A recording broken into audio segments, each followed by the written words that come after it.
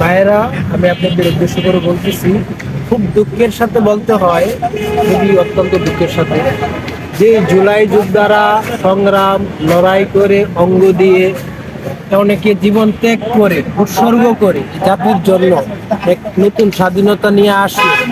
আজকে সেই জুলাই যোদ্ধারা আজকে এই রাতে অন্ধকারে এই বাতাসের মধ্যে রাস্তার মধ্যে বসতে হয়, এটা অত্যন্ত জাতির জন্য কলঙ্ক এবং অত্যন্ত দুঃখের বিষয়। এবং এত কিছু আমরা যুদ্ধ করে যে নতুন স্বাধীনতা কায়েম করলাম, এখন আমাদের যুদ্ধ করেই যেতে হচ্ছে, এটা আরেকটা দুঃখের বিষয়।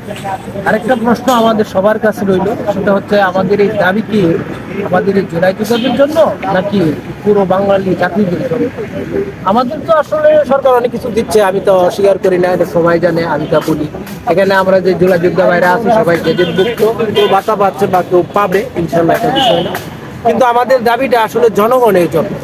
এখানে এই সরকার কয়েকটা অধ্যাদেশ, বিগত সরকার যে অধ্যাদেশ চালু করেছিল এগুলোর মধ্যে অনেকগুলো বাতিল করেছে। তার মধ্যে গুম প্রতিরোধ দুর্নীতি দমন কমিশন, তার মানে কি তারা আরেকটা গুম খুনের রাজনীতি করতে চায়, তারা আরেকটা নোংরা রাজনীতি করতে চায়, তারা আরেকটা অত্যন্ত কলঙ্কময় রাজনীতি করতে চায়। এই সরকার ভারতের এজেন্ট বাংলাদেশে বাস্তবায়ন করতে চায়, বাংলাদেশকে আবার ভারতের একটা দাসত্ব রাজনীতিতে, ভারতের একটা গোলামী রাজনীতিতে বাংলাদেশের জনগণকে আবার বানাতে চায়। তারা বাংলাদেশকে একটা পঙ্গুর বাংলাদেশ হিসাবে গণ্য করতে চায়। তাই আমি সবাইকে বলবো, আপনারা যেভাবে আগে মাঠে নামছিলেন এভাবে আবার মাঠে নামেন। এ দাবি শুধু আমার না, এ দাবি আপনি আমার সবার।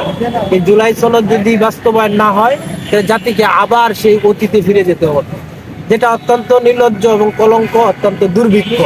সুতরাং আমি সবাইকে আহ্বান জানাবো, আপনারা ঐক্যবদ্ধভাবে যেভাবে জুলাই আন্দোলনে নেমেছিলেন আবারও মাঠে নামেন, আপনাদের শক্তির জানান দেন।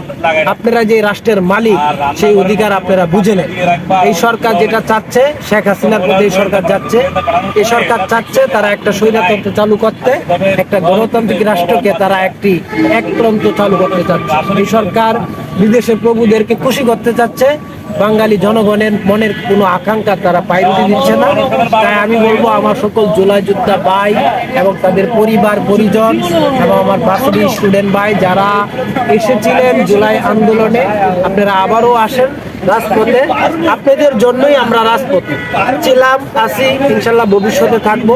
কিন্তু আপনারা আমাদের সাথে সংহতি প্রকাশ করেন, সমর্থন প্রকাশ করেন। আপনাদের সমর্থনই আমাদের শক্তি যোগাবে এই সরকারকে হঠাৎ।